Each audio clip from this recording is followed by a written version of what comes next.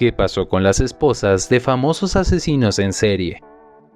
Cuando suenan las campanas de boda envían un mensaje de amor y felicidad eterna, pero ¿qué sucede cuando el amor de tu vida resulta ser uno de los asesinos más violentos y sangrientos del mundo? Algunas de estas esposas estaban felizmente inconscientes de las actividades a las que se dedicaban sus maridos. Algunas tenían sospechas y algunas incluso fueron cómplices. Bienvenidos a un nuevo video. El día de hoy te contaremos lo que le sucedió a las esposas de los famosos asesinos en serie. Si te gusta este tipo de contenido, suscríbete a nuestro canal. Es gratis. Ahora sí, comencemos. Carol Ann Bone. Ted Bundy es uno de los asesinos en serie más notorios de todos los tiempos. Bundy, un violador y necrofílico, es conocido por haber secuestrado y asesinado al menos a 36 mujeres jóvenes durante la década de 1970, pero su número de víctimas podría ser aún mayor. Bundy fue condenado a muerte en la silla eléctrica por sus crímenes sádicos en 1989. Uno de los aspectos más aterradores de Ted Bundy es que era conocido por ser considerablemente guapo y carismático, lo que le facilitaba demasiado atraer a sus víctimas y hacer que confiaran en él. Una mujer en particular, Carol Ann Bone, creyó en su inocencia hasta el final. Incluso se convirtió en su esposa y dio a luz a su hija, Rosa Bundy.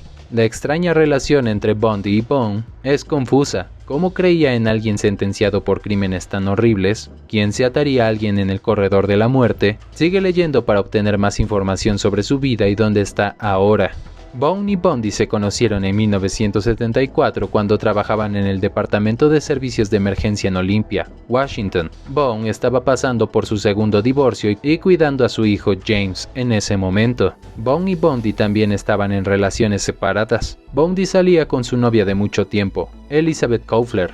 Debido a esto, Bone inicialmente negó los intentos de Bundy de salir con ella, pero con los años eventualmente se acercaron y comenzaron una relación romántica. Sin duda en su mente de que Bundy era inocente, Bone estuvo a su lado todo el tiempo que estuvo en la corte, luchando constantemente para apoyarlo. Bone incluso se desempeñó como testigo del carácter de Bundy y le ayudó con su plan para escapar de la prisión y huir a Florida, donde por cierto asesinó a otras 3 mujeres jóvenes. Para apelar el lado más blando del jurado, Bundy le propuso matrimonio a Bone en la sala del tribunal, y los dos se declararon casados frente a un juez. Bone se mudó cerca de la prisión para poder visitarlo con regularidad.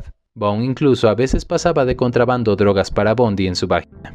De alguna manera, los dos lograron tener relaciones sexuales durante estas visitas, donde concibieron a su hija Rose Bundy, que nació en 1982. No fue hasta 1986, solo 3 semanas antes de la ejecución de Bundy, que Carol Bone decidió divorciarse de él y regresar a Washington con James y Rose. A medida que Bundy se acercaba al día de su ejecución, se mostró más dispuesto a confesar sus horribles crímenes, revelando finalmente que había violado, asesinado y desmembrado a más de 30 mujeres. Completamente destrozado por saber la verdad sobre los actos sádicos de Bundy, Bone nunca volvió a hablar con él. Incluso lo rechazó cuando trató de contactarla el día de su ejecución. Indudablemente traumatizada por la manipulación y el abuso psicológico de Bundy, Bone y su familia se desconectaron e intentaron seguir adelante, haciendo todo lo posible para comenzar de nuevo y construir una vida pacífica para ella y sus hijos. Carol Bone cambió su nombre y ocultó su ubicación a cualquiera que la buscara. Nadie supo dónde estaba hasta enero de 2018, cuando, según los informes, falleció de un shock séptico en una casa de retiro del estado de Washington, a la edad de 70 años. Nadie allí sabía nada sobre su pasado o su identidad anterior. Sus amigos la conocían como alguien que disfrutaba tejiendo y veía programas de naturaleza. Judith Mawson. Judith Lorraine Lynch fue la tercera esposa del asesino en serie convicto estadounidense Gary Ridgway. Su esposo fue condenado por 49 asesinatos separados. Judith y Gary estuvieron casados durante 14 años antes de que arrestaran a su esposo. Judith Lorraine Lynch estaba felizmente casada con Gary Ridgway, un pintor de camiones ordinario. 13 años después, descubrió que ni su nombre ni su matrimonio eran tan perfectos como pensaba. Judith no fue la primera esposa de Gary, ni Gary fue su primer marido. El dúo había estado en matrimonios anteriores. Judith estaba casada con un hombre cuya identidad y paradero actual no han sido revelados. La pareja tuvo 2 hijos, Mary Lynch y Rachel Lynch. Gary se había casado 2 veces. Primero se casó con su novia de la escuela secundaria, Claudia Craig Barrows. El matrimonio ocurrió en 1970 cuando él tenía alrededor de 21 años, mientras que Claudia tenía solo 19. Luego de la unión, se fue a la Marina de los Estados Unidos, durante la cual sus aventuras sexuales le provocaron gonorrea y otras enfermedades. Gary no pudo enderezar su camino, por lo tanto se divorciaron dentro del primer año de matrimonio. En 1973, Gary se casó con Marcia Lorraine Brown, poco después de divorciarse de Claudia. Durante este tiempo la pareja fue bendecida con un hijo, Matthew. Después de estar juntos durante unos 8 años, la unión terminó en divorcio en 1981. Después de su segundo divorcio, esperó 7 años antes de volver a casarse. Finalmente, se casó con Judith Mawson en 1988. Lamentablemente, la tercera unión de Gary siguió el mismo camino que las dos primeras. Después de 13 años de estar juntos, la unión terminó en divorcio en 2002. La esposa de The Green River Killer estaba en una unión casi perfecta con Gary, ya que desconocía todos los crímenes que había cometido hasta su arresto. Judith y Gary se conocieron por primera vez en 1985 y comenzaron a salir poco después. Su vida amorosa y su relación fueron casi perfectas y duraron alrededor de 3 años antes de casarse. La pareja intercambió sus votos matrimoniales en 1988. Durante el noviazgo y el matrimonio, Judith afirmó que Gary la trató como una reina y la hizo feliz de la mejor manera que sabía. La unión fue feliz hasta 2001, cuando Gary fue arrestado por delitos relacionados con el asesinato de otras mujeres. Después de que Judith descubriera la verdad detrás de la identidad y los compromisos de su esposo, solicitó el divorcio. Se finalizó en 2002. El esposo de Judith había cometido una serie de actos delictivos a lo largo de los años, hasta su arresto y sentencia. Fue descrito como un niño no tan normal debido a algunos de sus comportamientos al crecer.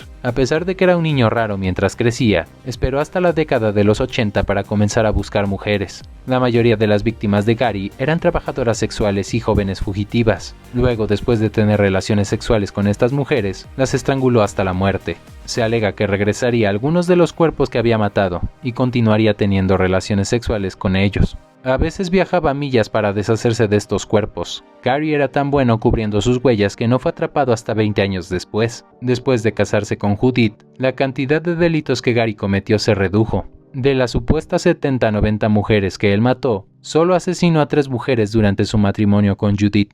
La esposa de The Green River Killer se divorció de su esposo asesino después de descubrir los crímenes que había cometido. En 1982 y 2001, Gary fue arrestado por delitos relacionados con la prostitución, pero no fue llamado asesino. Como resultado, su ahora ex esposa no tiene motivos para sospechar o dudar de él. En 1983, Gary fue uno de los principales sospechosos de los asesinatos de Green River.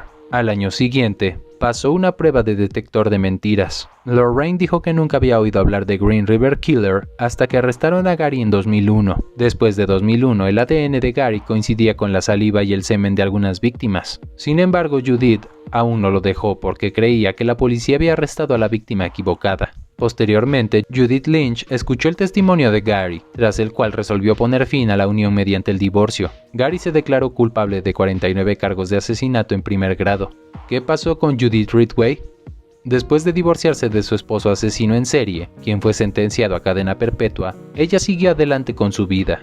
Sin embargo, se alega que eligió permanecer soltera porque le resulta difícil confiar en un hombre debido a su experiencia con su exmarido. Aunque su vida amorosa parece estancada, todos los demás aspectos de su vida parecen estar avanzando bien. Judith ha aparecido en muchas entrevistas como una de las esposas de asesinos en serie dando su relato de las terribles experiencias. Darcy Metzger. ¿Cómo no darse cuenta que tu esposo anda en algo raro si todas las señales de advertencia estaban allí? Algunas de las órdenes que le daba a su esposo eran increíblemente extrañas. Su esposo era un hombre llamado Jerry Brudos, que pronto fue apodado el asesino de la lujuria y el asesino del fetiche de los zapatos. Había matado a 4 mujeres y todas estaban conectados a un fetiche de zapatos insaciable, pero también trajo estos deseos a su esposa. A ella se le ordenó quedarse en casa y usar nada más que tacones altos. Brudos también usaría ropa y zapatos de mujer en la casa. Este no le permitía a Darcy salir de la casa y tenían que pedir permiso si quería entrar al ático o al garaje. La página de Facebook conocida como Sinister Sisters comentó sobre el caso que las autoridades debieron pensar que ella estaba involucrada en los crímenes de Jerry, porque la arrestaron y la juzgaron como cómplice. Un vecino incluso dijo que vio a Darcy ayudar a su esposo a cargar a una víctima. Sin embargo, el testimonio del vecino fue desacreditado y no había ninguna otra evidencia para demostrar que ella estaba involucrada en los asesinatos. Darcy afirmó que no había oído nada sospechoso proveniente de ninguna de las habitaciones. pero obviamente el hecho de que no se le permitió ingresar a las habitaciones de su propia casa sin su permiso es un rojo gigantesco. Linda Yates. Cuando Linda Yates miró por la ventana de su habitación hacia su jardín trasero, sin saberlo, estaba mirando una tumba sin nombre. Su esposo había enterrado a alguien en su propio patio trasero. Hablando con los medios de comunicación después de enterarse de que había hecho su esposo, Robert Yates dijo: "Quiero saber por qué, como cualquier otra persona, y cómo pudo haber hecho esto y aún estar casado conmigo". De hecho, el primer asesinato de Robert se cometió poco después de que Linda diera a luz a su primer hijo. Se casaron en 1976 y hubo algunas señales de la otra vida que él vivió. En una discusión furiosa, el hombre taladró un agujero a una de las paredes para poder ver a una pareja teniendo relaciones sexuales. A lo largo de los años tuvieron 4 hijos más y su esposo cometió aún más asesinatos. Él llevó estas vidas paralelas durante décadas. Ella se había casado con un amante de la naturaleza militar, por lo que nunca le cuestionó cuando dijo que iba a casar. Ella recordó que era una persona muy malhumorada. En un minuto podía ser muy fácil ir a una habitación y salir, y ser una persona totalmente diferente. Los niños también lo recuerdan siendo muy estricto con la disciplina y siempre siguiendo sus órdenes. En 1999 descubrió que le estaba quemando sus tarjetas de crédito. También encontró una factura del motel Old Spa y lo acusó de tener una aventura. Él dijo que estaba tan cansado de los viajes de casa que se registró en este lugar para descansar. Su esposo no fue atrapado y arrestado hasta el año 2000. Había llevado esta fachada brutal durante casi un cuarto de siglo. Al ser arrestado dijo que enterró el cuerpo en el jardín trasero porque él quería verla todos los días. Desde el arresto de su esposo, Linda se declaró en bancarrota. Esto le permitió tomar el control de algunos de los activos que la familia poseía, algunos de los cuales fueron entregados a un sobreviviente de los intentos de crimen de su esposo. Desde entonces se ha quedado lejos del centro de la atención, y es probable que nunca volvamos a saber de ella. Doreen Lehoi.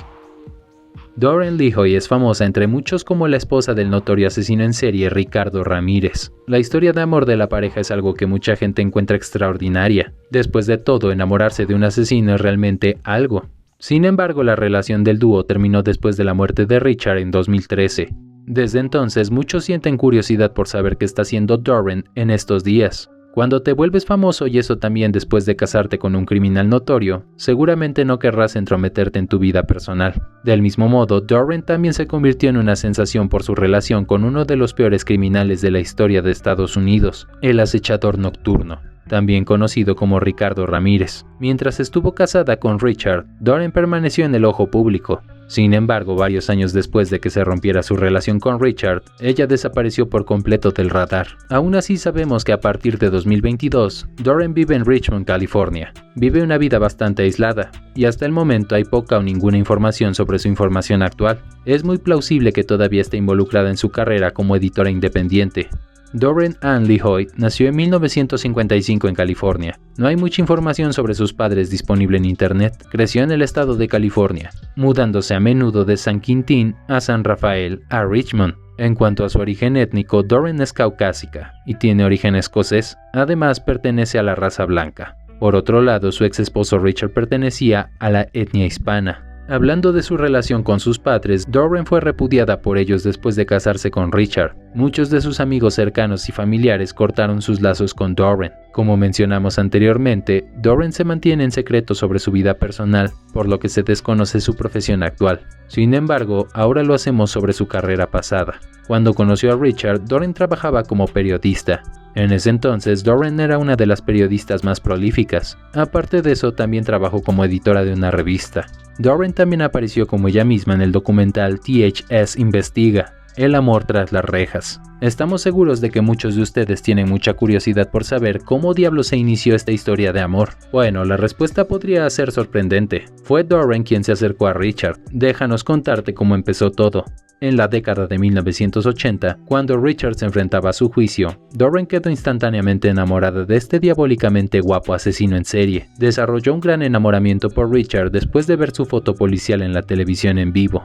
En una entrevista con Los Angeles Times, mencionó enamorarse de su vulnerabilidad vulnerabilidad. Para 1985, Doreen había comenzado a escribir cartas al hombre de sus sueños. En el transcurso de unos años, Doreen envió 75 largas cartas de amor en prisión. Su historia de amor de la vieja escuela continuó durante una década antes de que finalmente Richard también se enamorara de ella. Aparentemente, él se sintió atraído por ella porque ella le dijo que era virgen. Después de enamorarse el uno al otro a través del plexiglas de la prisión, el dúo se casó el 3 de octubre de 1996, dentro de la prisión estatal de San Quintín. Las autoridades les permitieron tocarse, lo que les ayudó a crear un vínculo más profundo. Inicialmente, Richard le propuso matrimonio a su amante en 1988, eliminando posteriormente a todas las chicas que se morían por tener una relación con él. En cuanto al anillo, Doreen compró un anillo de oro para ella y platino para Richard, ya que él le había dicho una vez que los satanistas no usan oro. Doreen estaba realmente enamorada de su esposo e incluso lo visitaba 4 veces por semana. A menudo era la primera en la fila para conocer a Ramírez. Además, a menudo se juzgaba a Doreen por su elección de hombres, pero a ella nunca le importaba. En la misma entrevista con LA Times, cuando se le preguntó acerca de su extraña selección de cónyuge, Doreen puso los ojos en blanco y dijo: "La chica de la ciudad hace mal". En una entrevista también dijo que nunca vio la maldad en él. Se desconoce la fecha exacta en la que la pareja se divorció, pero estamos seguros de que se divorciaron antes de que Richard muriera. Al comienzo de su relación con Richard, Doreen afirmó que se suicidaría si su esposo moría, pero parece que se tragó sus propias palabras. Lo que es más intrigante es que después de la muerte de Richard, no había nadie para reclamar su cuerpo. Su sobrina Shelly Ramírez le dijo a Daily Beast que incluso después de varias semanas de su muerte, nadie ha venido a cuidar su cadáver. Esto de alguna manera implica que Doreen y Richard se habían separado mucho antes de su fallecimiento. Según muchos tabloides, se separaron alrededor del 2010. Independientemente, un artículo del New York Times en el que anunciaron la muerte de Richard, declararon a Doreen como su esposa. En junio de 2013, las autoridades de la prisión estatal de San Quintín anunciaron que Richard había muerto. Al principio no mencionaron la causa de su muerte. Más tarde descubrimos que Richard sucumbió al linfoma de células B. Antes de su muerte, Richard pasó 23 años en prisión. Tras su muerte, ni Doreen ni los miembros de su familia reclamaron su cuerpo. Posteriormente, las autoridades lo incineraron. Además de mantenerse alejado del público, también ha mantenido la distancia en lo que respecta a las redes sociales. Hasta el momento, ella no tiene ninguna red social, ya sea Instagram, Twitter, Facebook o cualquier otra plataforma. Carol Hoff. El mundo conoció el nombre de John Wayne Gacy en diciembre del 78, después de que el asesino en serie violador de niños fuera detenido y confesara haber asesinado a más de 30 niños y jóvenes. Carol Hoff, por su parte, le conocía como su marido. Se conocieron desde la infancia e incluso salieron al menos una vez cuando Gacy tenía 16 años. Y cuando los dos novios del instituto se conocieron de adultos, Gacy era propietario de una vivienda y dirigía un negocio de éxito, mientras que Carol Hoff era una madre soltera sin recursos. Antes de conocer a Carol Hoff, John había sido condenado a 10 años de prisión por sodomía en Iowa. Sin embargo, era un preso modelo y fue liberado después de unos 18 meses. Después se trasladó a Chicago, Illinois, y acabó comprando una casa en Norwood Park. John comenzó a salir con Carol Hoff en octubre del 71. La describen como una divorciada agradable pero tranquila con 2 hijas. Se habían conocido cuando eran muy jóvenes. Pronto John le pidió que se mudara. Según el programa, él quería ser sincero con ella antes de la boda, y le había dicho que había estado encarcelado en el pasado. Sin embargo, ella creía que John había cambiado, y la pareja se casó en junio del 72. Aunque la relación parecía buena al principio, rápidamente se desmoronó, debido al comportamiento de John. Según el programa, Carol Hoff dijo que ya casi no hacían el amor, y que él no quería saber nada de ella. Se divorciaron en marzo del 76 tras casi 4 años juntos. Tras el divorcio, John siguió matando a muchos otros hombres antes de ser detenido en diciembre del 78. Finalmente fue condenado a muerte. Carol Hoff dijo más tarde en una entrevista televisiva que John era sexualmente disfuncional con las mujeres. Hoy, Carol Hoff, comprensiblemente, ha rehuido al ojo público. Poco se sabe de lo que hace ahora, y su último domicilio conocido sigue siendo Chicago. Elena Popkov.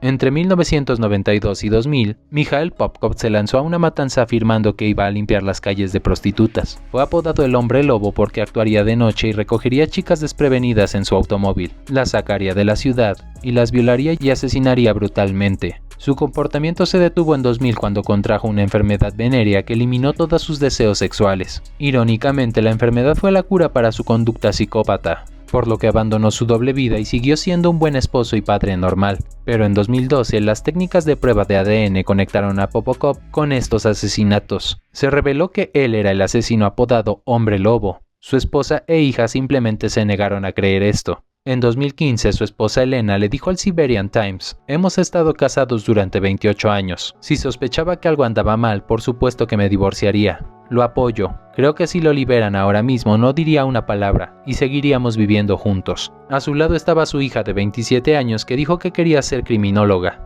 Así que leí libros con consejos sobre cómo los investigadores atrapan a los asesinos en serie, y también había clasificaciones básicas sobre asesinos a las que él no encaja en ninguna de estas clasificaciones. En 2015 fue condenado por 22 asesinatos, pero a pesar de asegurarle a su esposa e hija que era inocente, confesó otros 59. En 2017 su hija estaba embarazada de un niño al que quería hacerle una prueba para ver si el bebé podría heredar la inclinación maníaca de su abuelo.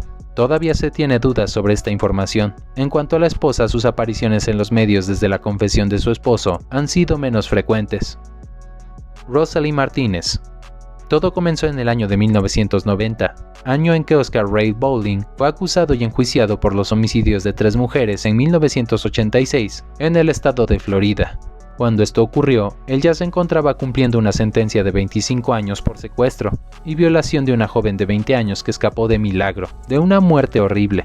De este crimen se declaró culpable, pero aseguraba que no había matado a las 3 mujeres. Para estos asesinatos pedían 2 penas de muerte y una cadena perpetua, y aunque la defensa intentó postergar los procesos, no lo logró, por lo que decidieron cambiar de abogados, y aquí es donde entra la historia de Rosalie Martínez. Durante el proceso de juicio, mientras intentaba defender a Bowling, se enamoró profundamente de él, por lo que luego de meses de pensarlo, decidió separarse de su millonario esposo y hasta de su familia, para iniciar una relación con el peligroso criminal.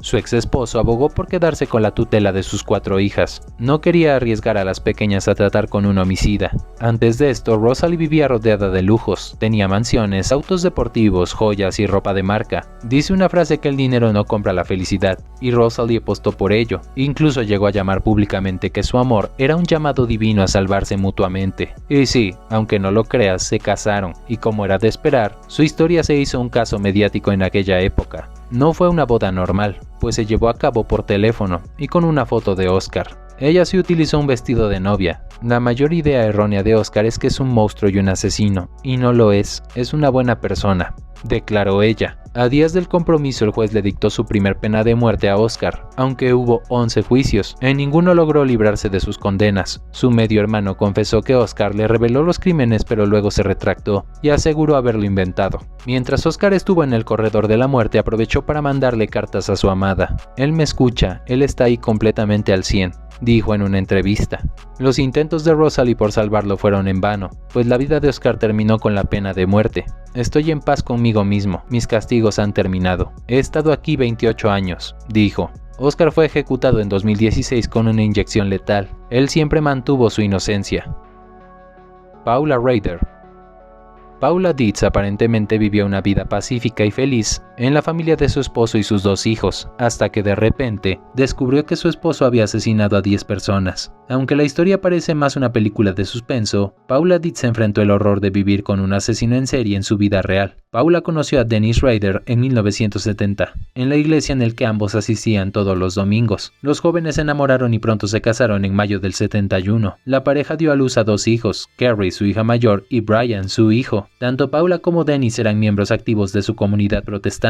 Paula cantaba en el coro los domingos, mientras que Dennis era presidente de la congregación en su iglesia luterana local. La vida de Dennis parecía llena y parecía no tener tiempo libre ni para pasatiempos, pero la verdad sorprendió no solo a su familia, sino a todo el mundo. Mientras Dennis trabajaba para Coleman Company Inc. en el puesto de ensamblador, fue asignado a la oficina de ADT Security Service, ubicada en Wichita, instalando sistemas de seguridad de alarma. Utilizó este trabajo para seguir a sus víctimas y tener acceso a sus casas. Comenzó a asesinar en 1974, cuando la familia Otero fue asesinada en su propia casa el 15 de enero. Los padres Julie y Joseph y sus hijos Josephine de 11 años y Joseph Jr. de 9 años. La única persona que sobrevivió de la familia Otero fue su hijo mayor Charlie. que estaba en la escuela, y finalmente encontró los cuerpos de los miembros de su familia cuando llegó a casa. El mismo año, Dennis mató a una mujer llamada Catherine Doreen Bright, y ella tenía 21 años de edad. En 1977 mató a otras dos personas, Shirley Ruth Van Rilford,